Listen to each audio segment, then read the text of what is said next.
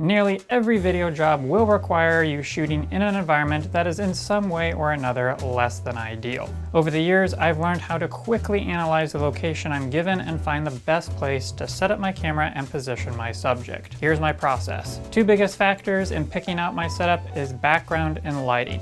So let's use this living room as an example. I first walk into the room and look for where is the brightest light source. I assume that's going to be my key light. The key light is the main light on the side of the subject's face, typically the side furthest away from the camera. Sometimes though, I'm forced to choose the background first. Situations like when a background is just too good to pass up, or 3 portions of the room are as ugly as my butt, leaving me with one option as the background. I then try to work with the lighting available to get as much of it on my subject's face and not directly behind them, but let's get back to our example.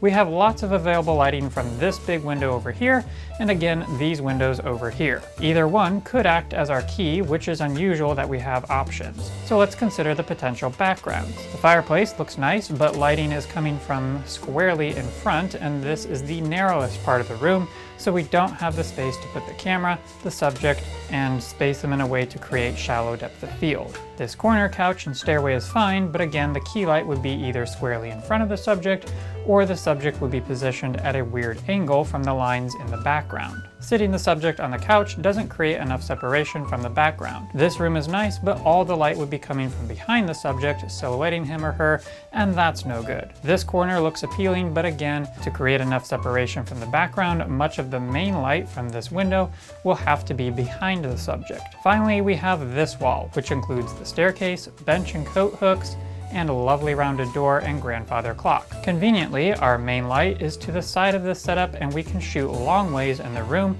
and should have plenty of space to blur out the background. Here's what the resulting shot looks like. If we were using artificial lighting, we would probably still use this as our backdrop and accentuate the window light with our own lighting. The light from the door hints that there is natural light coming from this side of the room, so we would set up our key light on this side. Bringing artificial lights will allow us to add a nice fill light and then accentuate the background in a way that creates more visual interest. So here's the available lighting setup, and here's the artificial lighting setup.